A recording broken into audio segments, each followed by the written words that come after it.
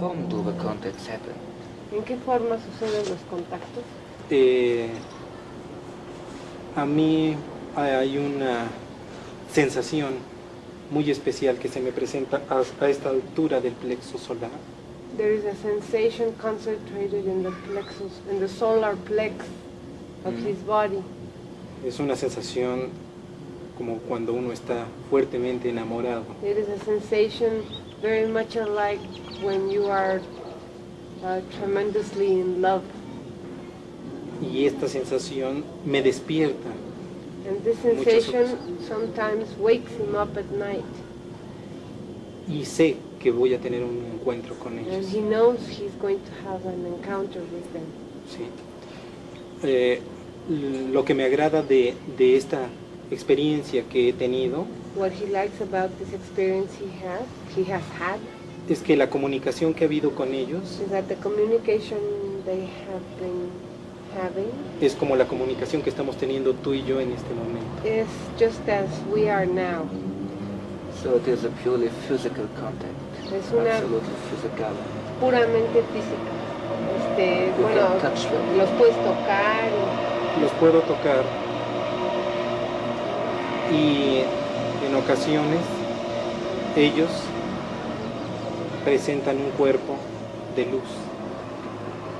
Sometimes as they are human-like, sometimes they have a body made of light.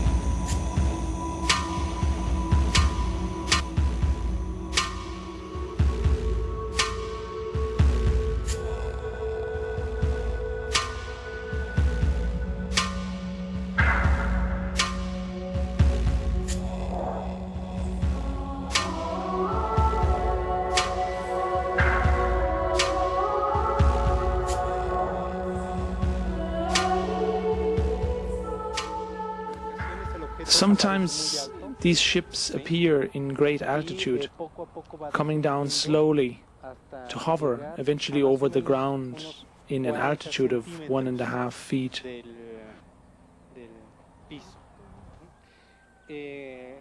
Lo que ocurre es que conforme más alto, más arriba, when it is still in great altitude, the movements of the ship are very unstable, but when it hovers over the ground, it is completely static.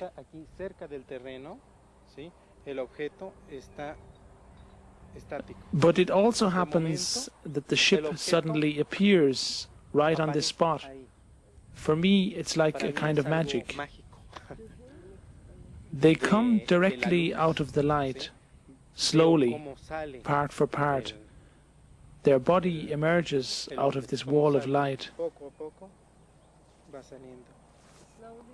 Carlos has been having contacts for the last 18 years, but maybe only in 2 of them I had the consciousness that he was going to have a contact.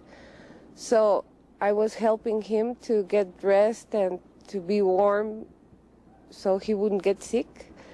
But in the other times, I didn't have no consciousness. It was like they put some spell on me so I wouldn't wake up, because I'm a mother, and mothers always wake up with any small noise. But not anymore. I never notice when he goes to a contact. Twice in this last 18 years, I was aware that Carlos was not in bed. I woke up and he wasn't there. At the beginning, I just said, well, he might have gone to have a contact. So I was okay. I was feeling fine. Didn't you have the temptation to go out? I had never had the temptation to spy on him. Never. Why?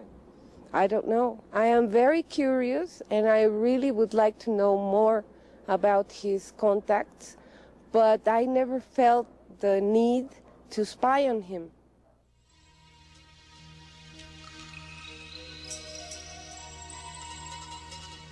How did Carlos Diaz get involved into the subjects of UFOs? Why did he become a contactee? We wanted to learn more about his background and visited his parents and family. Yo recuerdo que sería alrededor de cuando tenía yo 7 años, cuando yo era niño. I was very little, around 7. It was at Christmas or the New Year, I'm not sure anymore. And we were coming back home from my grandmother's house. My father was carrying me and was protecting me with a blanket. I woke up in the arms of my father and looked at the sky and saw a round thing with a ring around it, going from south to north over the city, Mexico City. Un objeto circular rodeado por un anillo.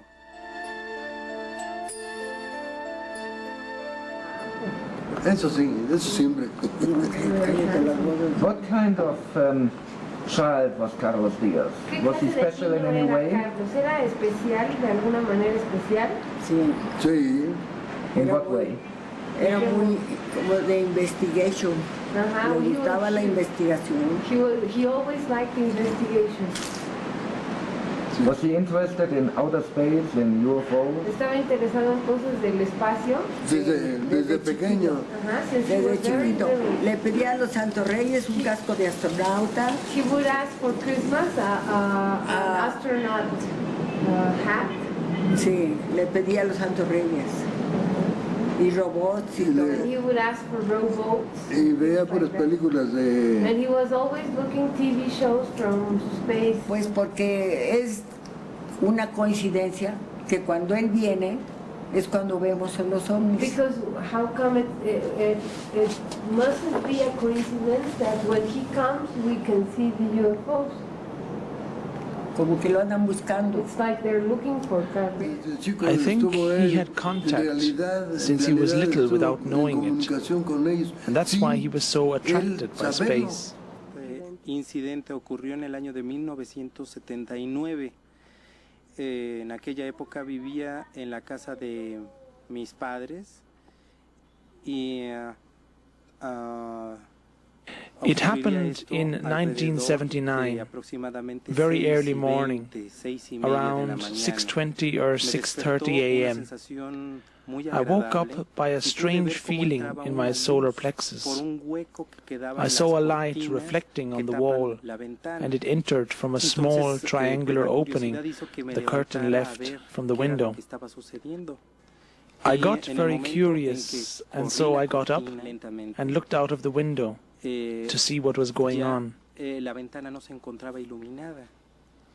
When I opened the curtain very slowly, I saw up in the sky a yellow object, very much in the shape of an egg, which was suspended there. I shared the bedroom with my brother, so I called him immediately and said, "Antonio, Antonio, come and see, there's a UFO." He put his blanket above his head and said, "What, a UFO? I don't want to see a UFO. I want to sleep." So I kept on looking at the object for some moment, and then the object left with a very high speed.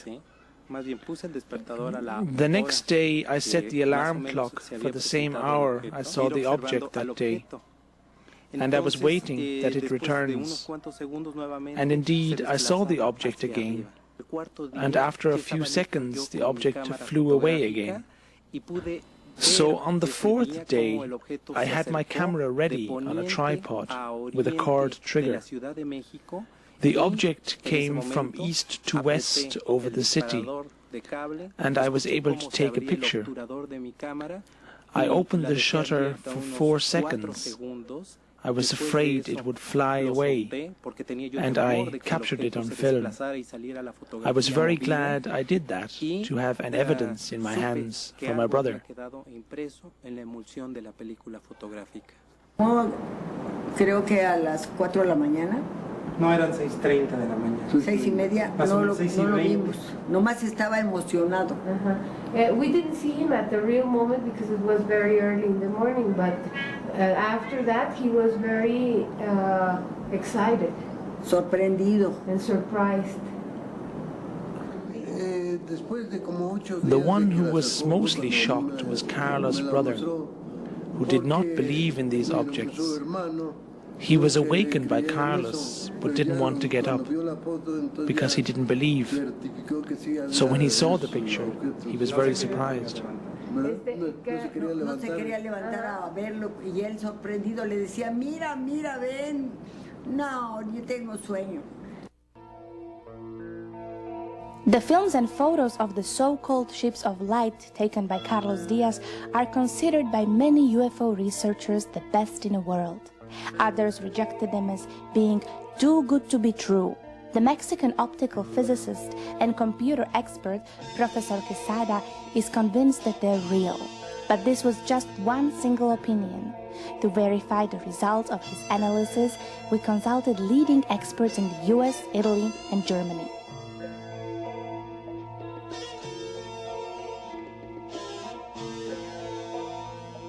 The Village Lab in Tempe, Arizona is specialized in image processing and computer-animated special effects for music videos and Hollywood blockbusters. Its director, Jim Dilatoso, analyzes UFO photos for 20 years and exposed several spectacular hoaxes. Still, the Carlos Diaz pictures impressed him.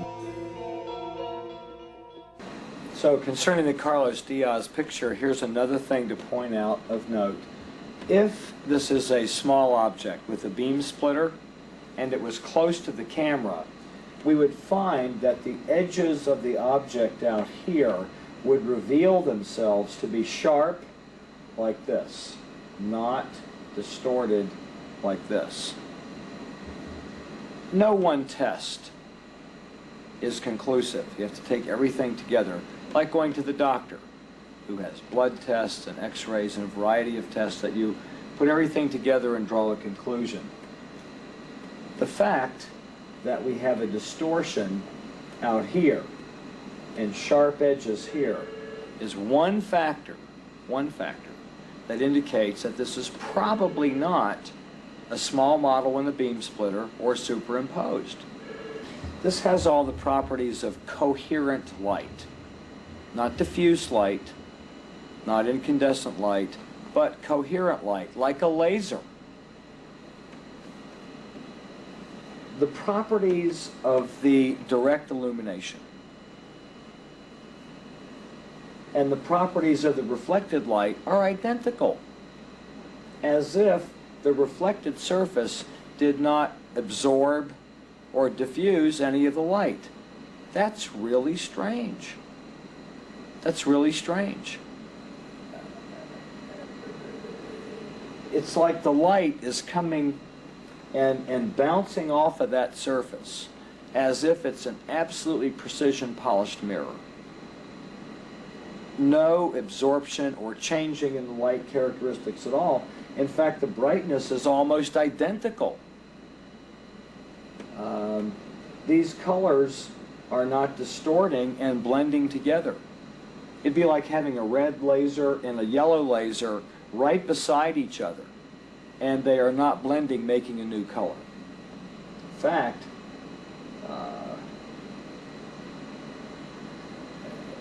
they're casting the image of this tree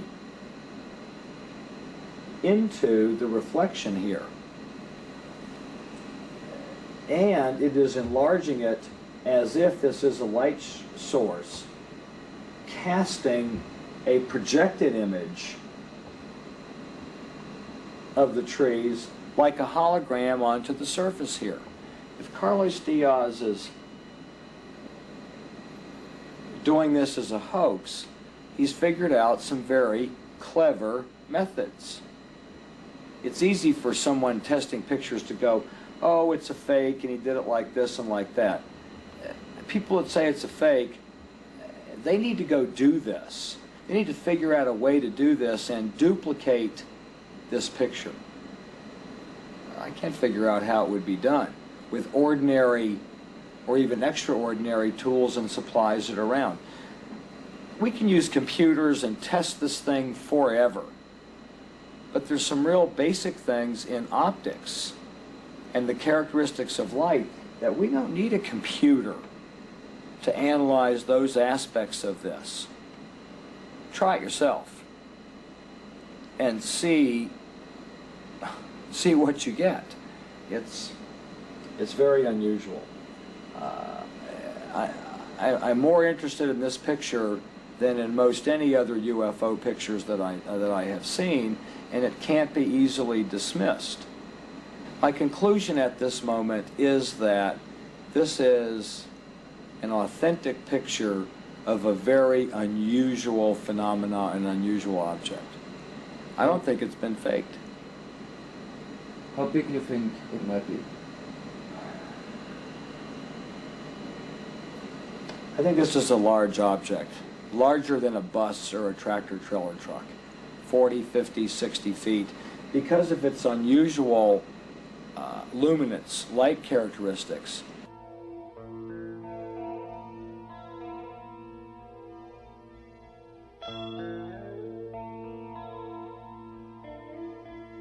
Robert Nathan is considered the father of image processing.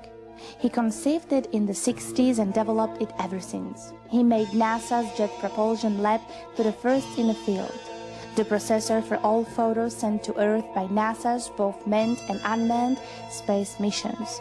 Being a skeptic regarding the existence of UFOs, Dr. Nathan was the first address for us to consult. I've been presented this image a year or so ago, and I didn't give it any particular amount of time. My concern then, as now, is that it should be easy enough to establish from the reflection off of the hood of the car the reflection of the object and also of the guardrail, that one should be able to establish the precise distance of the object. If the object is claimed to be many meters away, it looks immediately obvious that the parallax information, the change in the position of the object as seen off of the hood as compared to seen directly from the direct line of sight from the camera, is inconsistent with an object that has any distance. It looks as if there is some kind of model that was placed quite close to the railing of the car, and some careful measurement will either bear that out or not. But that's a worthwhile measurement to make by somebody who wants to take the effort.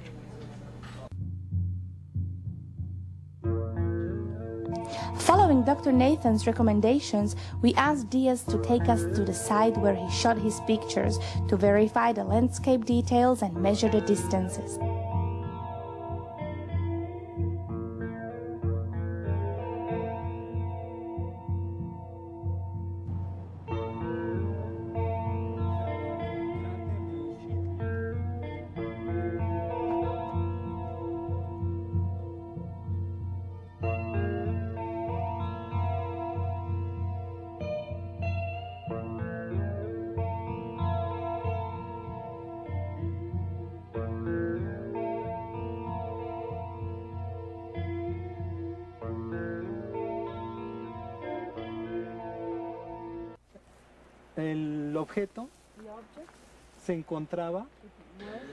The object emerged beyond these trees. It was rising from the gorge and moved up little by little.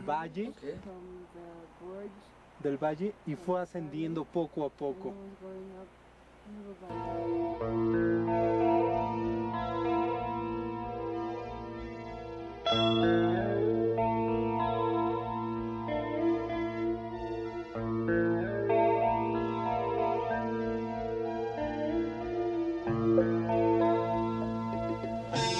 We supplied first-generation copies of the original slides and the acquired data to 3 international experts in Italy, the US, and Germany who were willing to analyze the Diaz photographs and make the calculations recommended by Professor Nathan. Le fotografie di Carlos Diaz sono estremamente interessanti. The photos of Carlos Diaz are highly interesting. I tested 3 of them very carefully. They show a luminous object, red and yellow in color, ascending behind clearly visible reference points, behind a guardrail, bushes and trees, in front of a hill or mountain, in a landscape which it partially illuminates with its orange light. This object is absolutely real. It is not a montage. It is not projected into this scene. To find out if it is a small object close to the camera or a large object in some distance, there is a technique, the method of photodensitometry. We analyze the intensity of several areas of this luminous object and compare it with reference points in the image, for example, with landscape elements. Based on this, we can state with certainty that the luminous object is located within the second level of the image, beyond the trees. In the foreground, you see the hub of the car and the guardrail, then the trees and bushes, and behind them, in some distance, we have the luminous object. Based on this distance, and in relation to the other objects in this image, we calculate a minimum distance of 33 feet. Most probably much more. Therefore, the object photographed by Diaz must have had a diameter of at least 60 to 90 feet. I can only say that none of us, Rolf Dieter, Klein and myself, after analyzing the picture, found any indication of any known method to fake such a picture. We detected no strings, not even when we lighted up the background. No structures of any kind indicating a montage or any kind of manipulation. The object moved within the 15th second of the exposure upwards in a certain degree, not smoothly, but rather in a jerky way. Our analysis has shown that it was not a simple, solid, metallic object, but the complete series shows the phenomena of a luminous plasma field, which was never before documented so clearly. It seems to be an object consisting of pure light, concentrated in a way that it forms a structured craft. The size must have been, according to Rolf Dieter Klein and my own analysis, about 150 feet. It must have been a very large object. My conclusion? All available data indicate the authenticity of the picture with a certainty of 99%. The hypothesis that it might have been a forgery collapsed. I looked at the picture both visually and on my computer quite extensively, and I cannot find anything in the picture that would make me think that it's a faked picture or a small model being photographed or a double exposure or any of the normal ways that pictures like this would be created if it was a artificial creation. My gut feeling is that the picture is probably the real thing. When a small object is photographed and then combined with a picture of trees and bushes, there's always a fringing effect around the edge of the tree branches and so forth that isn't the same as if you're photographing a real object. And I didn't detect any of that fringing that would make me think this was a composite picture. The trees don't look like miniature trees. I think they're real trees behind a real road guardrail. So I think the object itself is the size that it was stated to be and the size it appears to be. I would think the object would be something on the order of roughly 20 meters diameter, something on that size order. Back in Arizona, we showed Diletoso the first films taken by Carlos Diaz in 1991. This is a still picture. And I've looked at the video also. Like the still pictures, upon first viewing of the video, it looks very suspicious. It looks like an object suspended on a pendulum and moving. But upon more careful examination, the object is moving slowly. Momentum and mass movement around a pendulum would have it moving in a more regular motion. My theory is, having seen other photographs and video of UFOs flying and moving, is that they tether themselves somehow in our atmosphere relative to the surface of the planet and the magnetic fields of the Earth.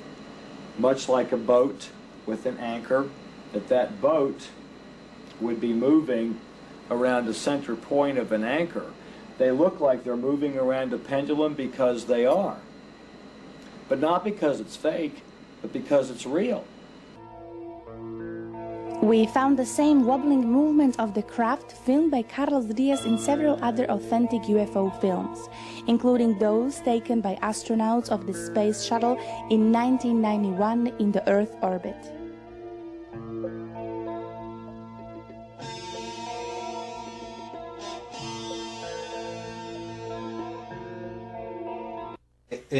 Toman los cinturones naturales de energía del planeta. Because they take the energy belts of the planet. Y por momentos entran a ellos. And sometimes they travel in those belts, but sometimes they jump out of the belts. Y se dejan ir por la energía. And when they're in the belts, they let themselves go, flowing with the energy.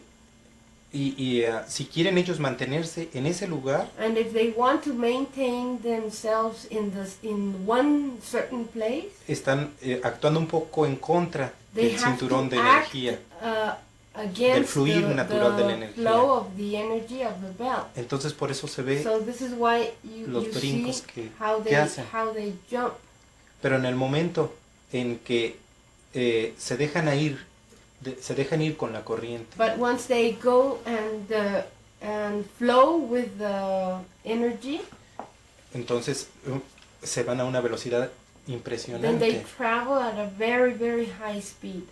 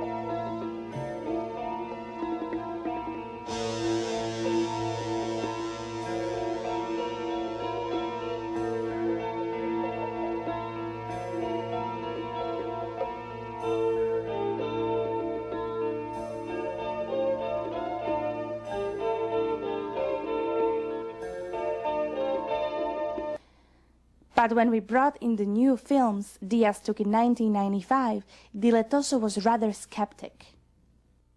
tested the pictures in the early 90s and looked at still pictures in analyzing the edges, as I've done in blocking out the squares on this image. The properties indicated to me, because of the depth of field, that it was probably a large object. Now, it's years later, and I'm looking at video, motion video. A couple of things that I'm suspicious of are the ways that it moves. Now, optically, the edges make sense that is probably a large object. Probably a large object. At different opportunities during my encounters, I experienced how a beam of light shot out of the craft. This beam of light has the purpose to bring insects, plants, pollen, small and bigger animals aboard the ship, and sometimes we too, my friend and I, were brought aboard by such a ray. This beam directly forms and emerges from the ship and consists of the same light or energy as the ship itself. Doesn't exactly look like a large object when it's zoomed on by the properties of the edges. There are some confusing and disorienting things about it. The ray of light that comes down, when we look at it frame by frame, the light on the ray comes on and goes off in the same way. It's darker at the top than it is at the bottom. In the first frame of the 7 frames that the light is on, 14 fields. And it goes off the same way, with the top being darker than the bottom. See, this is the top, and this is darker, the luminosity is darker than the bottom. And it comes on that way, and it goes off that way. I found in each incident where the light comes on that at this spot, this one, this one, this one, we have a little mark, a little pock mark that looks like, if it's a fluorescent painted stick, maybe it's a little bubble that was on the paint. When the object moves, it tends to wobble, like maybe it's connected to this ray as the stick. If this were an extraterrestrial spacecraft, it might not be unusual that light can move top to bottom or bottom to top at a speed slower than the speed of light, because the variance is between one frame, 1/30th of a second. Well, if it was at the speed of light, we wouldn't even see it in a frame. It'd be off and then on. You see what I'm saying? Sure. It'd be absolute black in one frame, and 1/30th of a second later, the whole frame would be on. Now, the coincidence that we might catch a frame in motion could exist, but for the fact that every single time that the ray comes on, it comes on and goes off identically the same way, with it being the darkest at the top and the brightest at the bottom. Which is curious. So, I'm still trying to understand it. What the expert didn't know is that we already located an eyewitness for the very phenomenon Diaz has filmed. A Tepoztlan taxi driver on a night shift saw exactly the same orange disc when it was shooting rays down to the ground.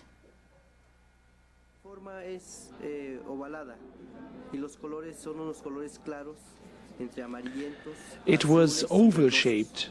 Its colors were bright, yellow, orange and red, and it was sending a ray down, a flashing ray, several times. It was static, it hovered, but it made slight movements in a vertical direction. Then it suddenly disappeared.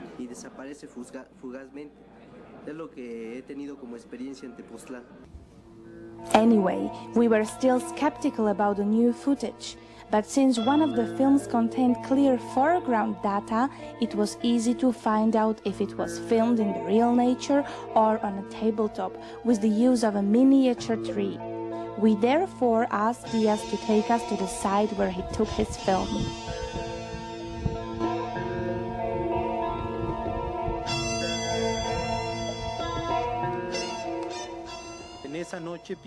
In this night, I came here at about 3 a.m. when the ship first hovered right here on this side, before it flew over the tree to come down on the other side. I set up my tripod, fixed the camera on top of it, and begun to shoot, when the object started to move up and down behind the tree. In order to get the best possible close-up, I zoomed in several times. This is how I shot the footage I gave you the other day. No film which just shows a luminous object at night can ever be conclusive, unless it shows verifiable foreground data. But in this film, we have foreground data.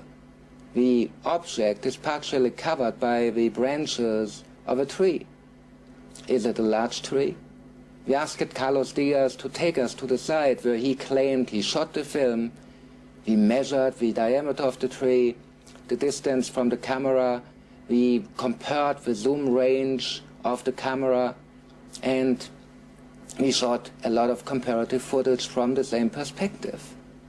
In our studio, using false colors to enhance the image, we were able to uncover details on the film not visible when you just view it.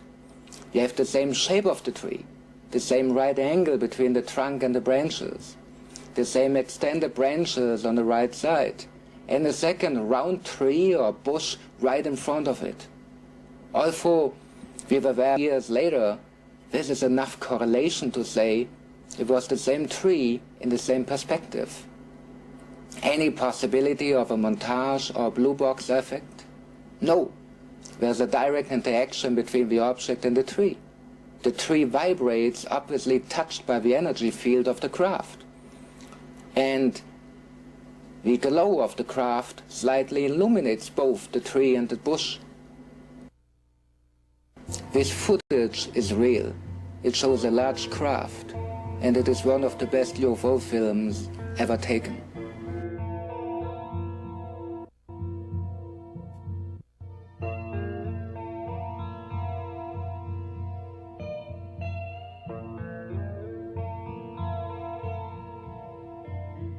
Caso para toda la investigación.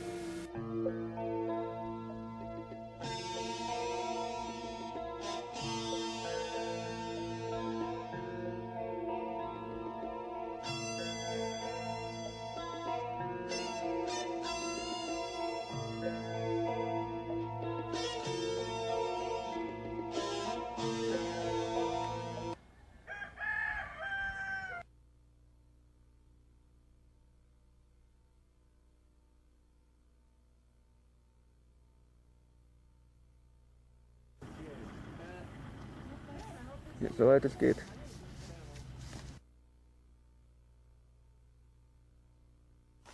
Stop.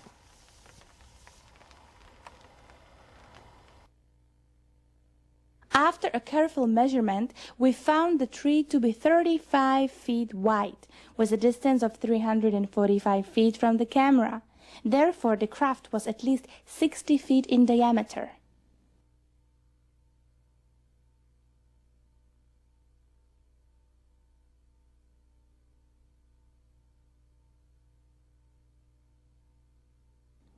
But are the Carlos Diaz UFOs unique, never before seen anywhere on Earth?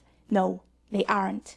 In 1965, Deputy Sheriff Arthur Strouch of St. George, Minnesota, photographed this disc-shaped orange-colored craft in the midst of a wave of sightings. On May the 4th, 1994, a cameraman of the local station TV Roma filmed this craft near Ostia, the ancient harbor of Rome. It was seen by hundreds of witnesses.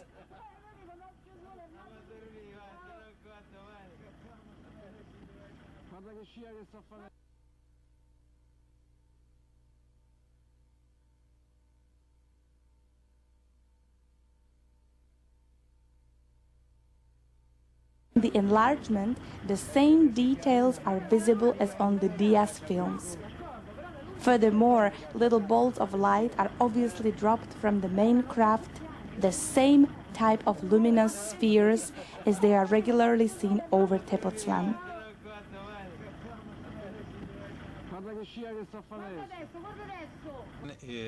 El mismo tipo de energía de la cual están formadas las naves más grandes. These spheres of light are made from the same kind of energy the big ship is made of, light energy. Some are unmanned, some have 1 or 2 people aboard. Some of these spheres are white, others blue, others red in color, and they are probes or monitors to study the environment. They explore the different life forms and conditions on Earth, many things. They don't interpret, they just study and collect the data and emotions involved. Since they are energy, nothing can stop them. They can go through anything. They even come out of the rocks.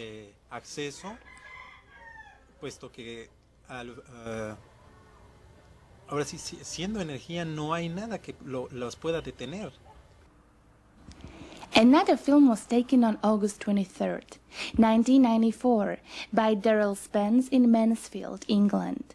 Again, it shows an orange-reddish disc which suddenly lights up, just as in one of the Diaz films.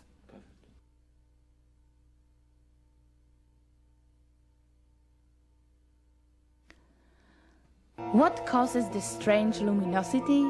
We still don't know, but one who might have had an answer was the late Colonel Philip Corso, a member of the National Security Council under President Eisenhower and head of the U.S. Army Foreign Technology Desk. When Colonel Corso saw the Diaz photos, he knew they're real. And he claimed he saw the same type of technology when he coordinated the study of the Russel wreckage by the U.S. Army Research and Development. What you are seeing here, I told Diaz, is a flying saucer with its energy, propulsion energy on and going someplace. Either it's going or coming or accelerating. I don't know, because all you have here is a flat surface. So this thing is moving when it's like this, because the energy is on. And he was very pleased to hear this, because I told him the mistake that we have made. We built a type of flying saucers, but they would never fly most of the time, because they made the mistake of not realizing that the extraterrestrial is part of the flying saucer and part of the system himself. His energy guides the system. I told him that this, from our studies and our intelligence we had, these colors are part of the guidance propulsion system. So you are absolutely convinced the pictures are real? They're real. They had to be real, because he took the pictures and he had them. He never knew what this, well, he couldn't know an explanation like this. The explanation had to come from something like I was in, research and development, knowing about what they were, knowing what the guidance system was, knowing the type of propulsion systems, and knowing what was in space. Otherwise, a nice fellow like Diaz would have never known this. He had to be saved maybe on the level that I was on. So when I told him this, he was really pleased and happy. And I told the boy, well, you did an honest job, you were an honest man, but more likely you would have been attacked by debunkers saying, oh, you don't know what you're doing. But you had something real here and never knew it. But it had to come from somebody that knew. So immediately when I saw it, I told Diaz what it was and explained it to him. The renowned physicist Professor Dr. August Mason worked for the Belgian Royal Air Force and taught at the Catholic University of Louvain. After he learned about the Diaz pictures and studied them, he was as stunned as Colonel Corso. As far as I see, there are no objections against it, and because if it is true, it is very interesting for me as a confrontation with a theory where one expected results of this type. I saw the pictures, and there is something probably very different from what others did, because I developed a theory for the propulsion of classical objects. Classical objects are actually symmetric objects. And it involves a system of how do they produce electromagnetic waves which surround the object. And this is a very interesting subject, and I'm happy to see that one of the predictions of the theory, which is that you should be able to create, or they should be able to create, standing waves with certain modes where at certain regularly distributed places you have a higher intensity, thus you could eventually ionize differently. So if this theory is correct, you could expect that somewhere an observation like this will appear. For Professor James Hertog, the Carlos Diaz experience brings together the scientific and spiritual perspectives of the future and delivers a key to an interdimensional physics.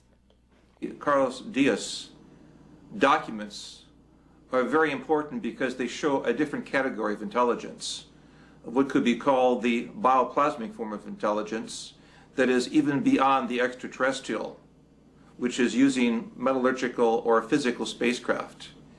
Here we have seen by computer enhancements of the film actual realities, suggesting that this is a vehicle form that can change its shape, size, geometry in any number of ways.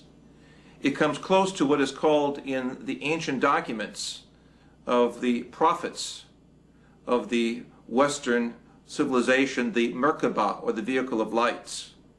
In short, we are seeing in the Carlos Diaz material a whole new category of the UFO experience. We are going beyond the extraterrestrial into what could be called the ultra-terrestrial intelligence that is existing in a pure energy state. We are looking at a vehicle where there's no physical door, but has the opportunity to work with morphological energies that will open up a paraphysical door through which the contactee, in this case Carlos Diaz, will move into the vehicle, pass his physical hand through a body of energy, see no physical participants but feel an omnidirectionality of energy.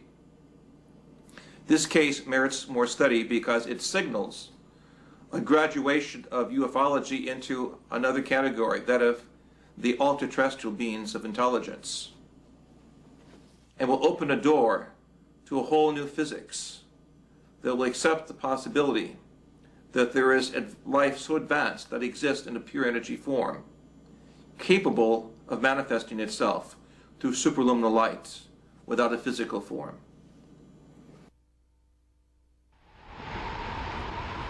Is the Carlos Diaz ship of light an interdimensional gate? A projection from a parallel universe? An alien spacecraft? Why does it appear so frequently over the village of Tepoztlan? Is there any connection to the ancient cultures of Central America? Only the experience of a simple young man from Mexico might be the answer to all these questions. Es la primera vez que él me invitó conscientemente a entrar a una nave. Vi cómo él se metía a esta neblina de luz. The first time he invited me to go consciously into a ship, I saw my friend getting in first. He went through this fog-like light when more than half of his body was inside of the light. His body got sucked into the object. So what I did first is that I put one hand into the light to feel, and to my surprise it went through the light, and inside I felt a nice temperature. When I took my hand out, I was very relieved to see it was still in one piece. So that gave me the confidence to walk in, and when I had my body halfway inside the object, I was sucked into it too. But once you are into it, there is nothing you can see. You just see yellow light all over. You don't feel your toes, you don't feel the floor, but the sensation is very peculiar, because you feel very peaceful with a lot of love within you. Lo que habíamos hecho era salir del objeto, salir de esa gran nave, y empezamos, me di cuenta que estábamos en el interior de una gran Once, when I came out of the yellow light, I realized I was not at the same place, but I was in a big cave.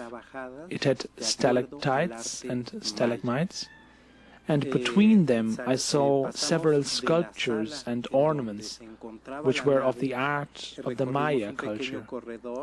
This big cave was the place where the ship hovered, and there was a kind of path we walked through, and we came to another cave, and I saw there many people who were very kind to me and greeted me, very nice people. But the particular thing about this cave was that there were 7 egg-like spheres of yellow light.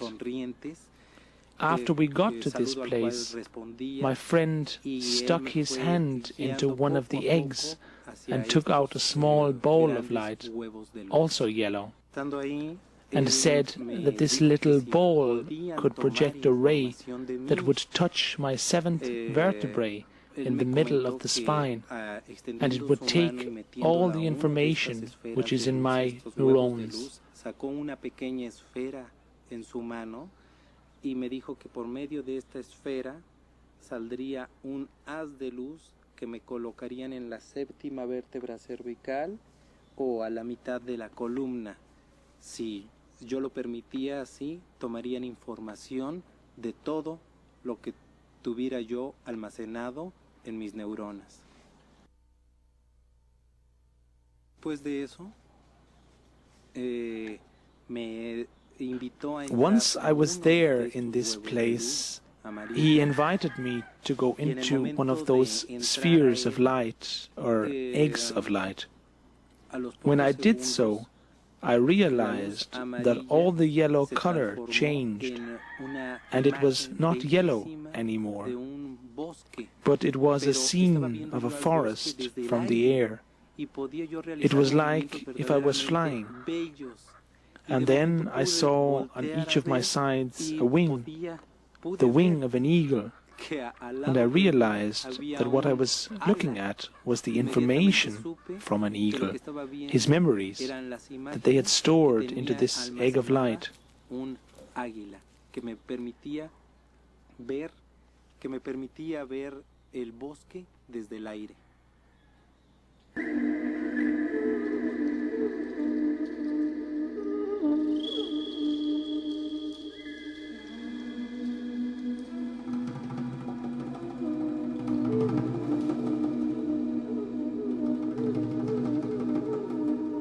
Does Carlos' experience indicate a connection to the ancient culture of the Maya, one of the oldest and most mysterious civilizations on the American continent?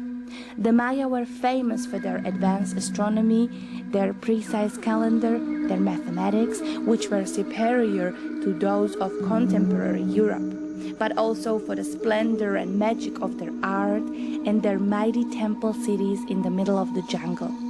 Today, we are still fascinated by the mysteries of this culture, and archaeology had yet failed to uncover its ultimate secrets.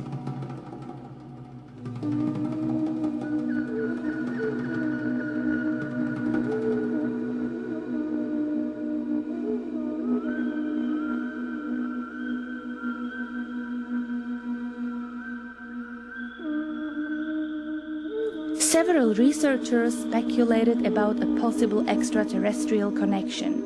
Indeed, the Mayan mythology mentions that sons and elders of the stars teach their people in ancient times and speaks of 400 young men who visited Earth and later returned to the Pleiades. Once a Mexican investigator and journalist, my good friend Jaime Musan, asked me to ask them where they come from. So when I was with one of them the next time, we were walking near Mexticla. I asked him, "Where are you from?"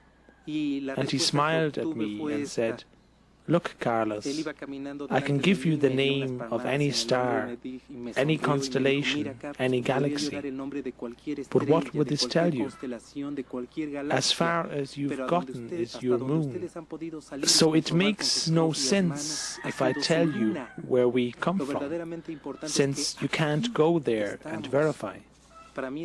For me, this answer was enough, even though, when I was with them, I once heard them to mention a star named Meier, and when I looked into an astronomy book, I found out that there is, in the constellation of the Pleiades, a star named Meier. Maybe this is where they come from, but I really don't know.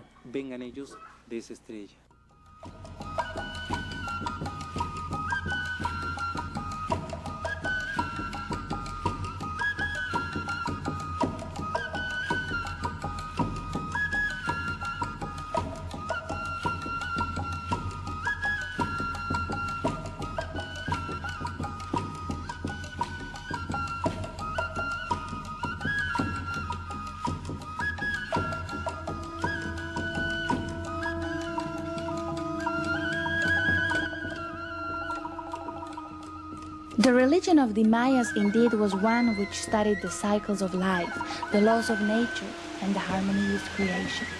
They celebrated the fertility of the jungle in impressive ceremonies.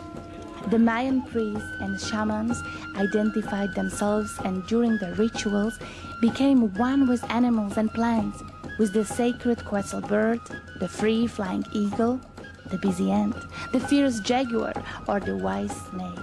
Is it a coincidence that a similar identification with the life forms of Earth in the mystery caves of the X of Life teach Carlos Diaz the necessity to work for a better world, to campaign for a living planet?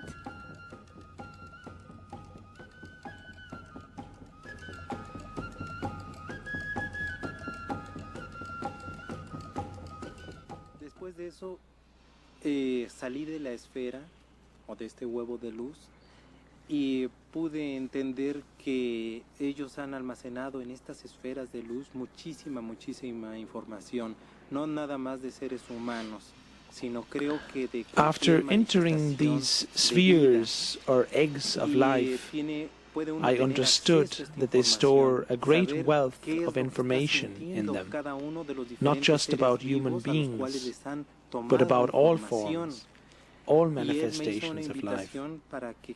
They don't only store images, they also store senses. When you are there, you feel like an eagle, like a bird. I felt joy, I felt fear, and I have seen many types of environments: the sea, the ice, jungles.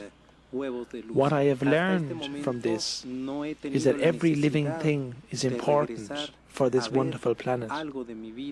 They also offered to show me what they have stored about the past of my own life, but I didn't want to know, because what I want to do is to go forward and to try to act with all the things I have learned to live this experience. I had experienced that there is a wonderful interaction between all living things, but this interaction went out of control. Every individual, every species is an important part of this interaction. This is the reason why I want to share all this with the whole world, to invite the people to act in order to save the earth, to make it a true paradise for all living creatures, and to inherit our future generations a living planet. Mi experiencia, el tratar de invitar a cuantas personas quieran escuchar que tenemos la posibilidad de seguir haciendo de este nuestro maravilloso hogar, el planeta Tierra, un paraíso. Creo que es importante que les heredemos a las generaciones futuras, como lo he dicho infinidad de veces, un planeta vivo, ¿sí? Un planeta bello.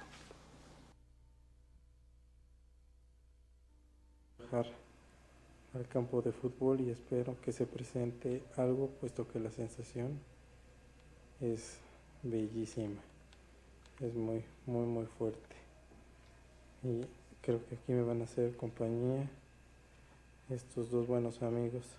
Vámonos, chiquitos, vámonos afuera, vénganse, vamos afuera chiquitos, acompáñenme. A un lado, si no, nos vamos a caer todos. In this night in January of 1998, I woke up feeling this very sensation. It was just after midnight. I got up, grabbed my video camera, turned it on, and left the house. I walked the short way to the football field next to my house, followed by my two dogs. I waited out there in the midst of the football field, the camera still running. Since I had nothing better to do, I filmed some stars and the moon as points of reference, and you can see that in the video. Únicamente luz amarilla. Después de unos cuantos segundos me encuentro fuera de esta luz y es cuando tengo conciencia de que me encuentro dentro de la caverna y a sea of light, veo a la nave, yellow light all over. Seconds later, I found myself inside of a very big, dark cave. In some distance, a ship appeared and disappeared again and again. Just above one great polished rock, nearly circular, on which an encarved image was clearly visible, a triangle surrounded by three circles.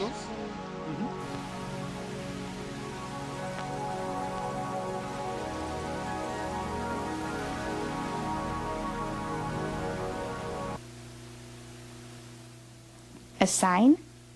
The same symbol appeared in July 1991 in a wheat field near Barbary Castle, England. Its origin, like those of others of the mysterious crop circles, was never satisfactorily explained. The triangle means the interaction between soul, body and mind, the harmony that should exist between these three states of a living being.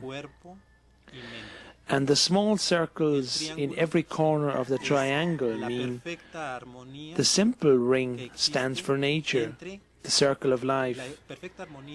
The one which looks like a wheel stands for movement. And the third one, the spiral, for the evolution of the consciousness of humanity, which in every mind grows like a spiral, and it altogether moves into a higher state. It was meant to teach me exactly what I felt. This is how my experience takes place. They don't talk to me much. They make me feel things and be aware of things. And that's how I've been learning.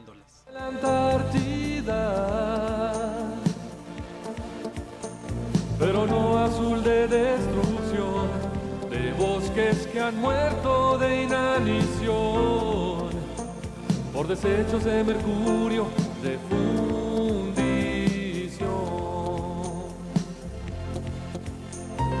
Blanco como garza, cuando cruza los pantanos, y blanco como espuma, de las olas y la luna, blanco como estrellas, que se pierden en la inmensidad.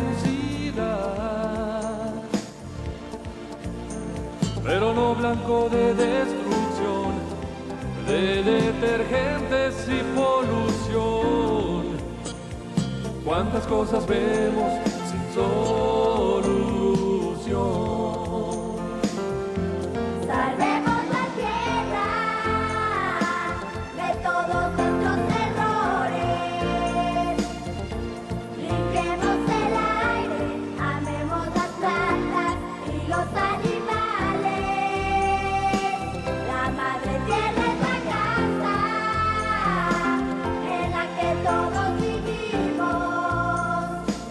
¿A dónde nos cambiaremos si ella nos falta y queremos vivir? Verde como loros que en el cielo se despliegan, y verde como selvas de lagunas y reservas, verde de delfines que jugando van cubriendo el mar, pero no verde de destrucción, de colorantes y combustión, de seres extintos por ambición. Salvemos la tierra de todos nuestros errores. Limpiemos el aire, amemos las plantas y los animales. La madre tierra es la casa en la que todos vivimos. ¿A dónde nos cambiaremos? Estamos viviendo un momento realmente histórico para la especie humana. Creo que tenemos que We tomar are plena going conciencia through a de que el very futuro important del state planeta in está the en human nuestras history. manos. We have to Ya realize que en that este the momento, future of us and our el planet planeta, is in our hands. está bajo The world is in the ahora sí, hands el mando of de a una criatura que tiene species la capacidad which is de very crear, creative. de crear cambios We must make the verdaderamente changes grandes, with this verdaderamente importantes. creativity. Ahora, esta We are creatividad already está going provocando through grandes many transformations.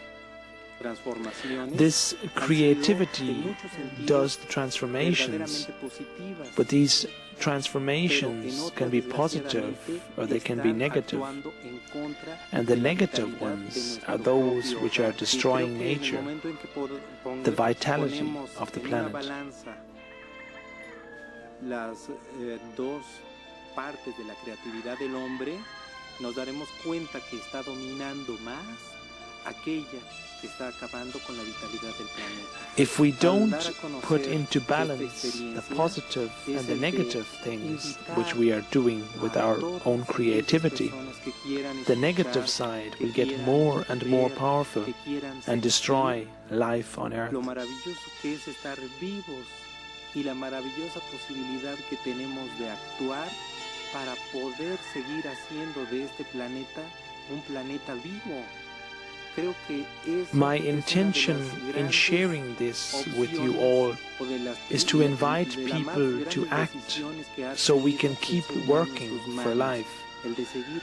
I want to invite the people who want to listen, who want to see, who want to do something about it, to work for life on earth so we can keep this earth alive.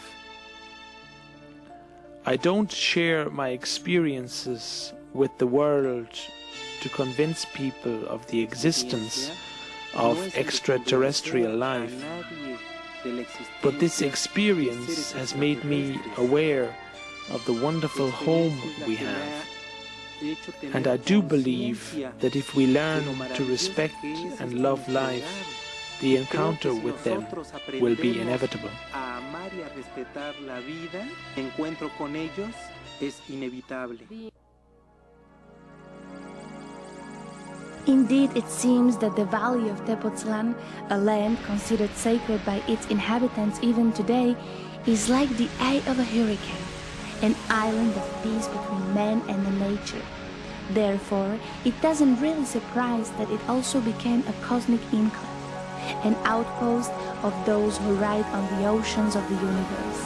It might very well be the place where contact between man and life forms from somewhere out there already happened, where they learn from us and we, maybe one day, might learn from them, a place where heaven and earth meet. They come here because here in this very small place, Tepoztlan, are 7 energy belts that cross here. And they use these energy belts to travel like we are using highways. That's why we have so many UFO sightings here. Therefore, it is so familiar to the people in Tepoztlan to see these objects, because they have been here since a long time ago, and for generations people in this place have seen UFOs over the hills. It's a very magical place. It's very spiritual, it's very beautiful. It has traditions of strong contact with the Aztec gods. It's kind of a spiritual cutting-edge place in the New Age community in Mexico, and there's a political element here, a kind of expression of not wanting to contaminate their environment with resorts, golf courses. To avoid that, there's this kind of consciousness that they have something sacred here and that they don't want to have undermined. So it's an unusual place, and it seems somehow fitting that a man like Carlos should emerge in a place like this. Besides that, it is also because we don't have a great air force. There is no way we can bother them. So they are safe here. They can operate here, undisturbed, because of the great freedom in Mexico. I do think there already is an open contact. If the contact is not being done or signed by politicians, it doesn't mean there is no open contact. They do live amongst us, and they are here since hundreds and thousands of years. They are here trying to understand why we act the way we do. They have learned many things from us. They even admire us as a species, because they say that we have evolved faster than they did as a civilization. But because of this hurry in our evolution, we do not really realize the damage we are doing to our planet in order to have more technology.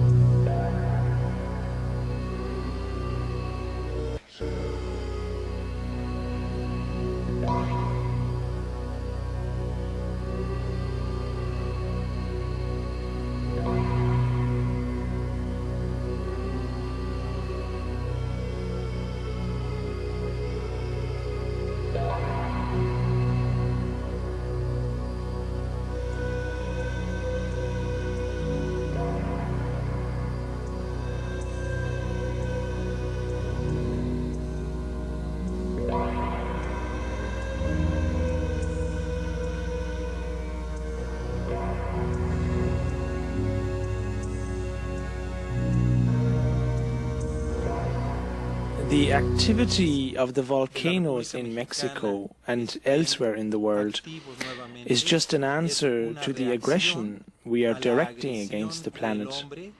All these nuclear tests have been done in so many countries, and now there's the answer to it, the volcanic activity which liberates the energy here in Mexico and all over the world. From 1991 up until now, many people have been reporting around the volcano activity of UFOs. And what is really interesting is that this activity, it seems to be related to the activity of this very dangerous volcano. Many volcanologists think that this is the most dangerous volcano in the world because of its history and because there are so many people living very nearby this volcano. They were fleets with 5, 7, 10, 12 objects. We have even some pictures of that which prove very clearly that is true.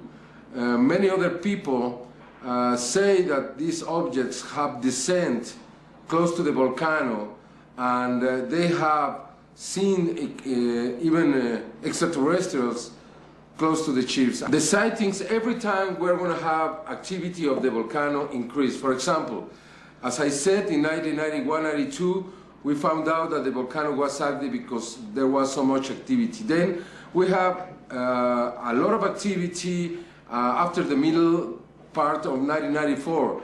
By the end of 94, we were predicting probably some possibility of eruption, and this happened on December 21st, 1994.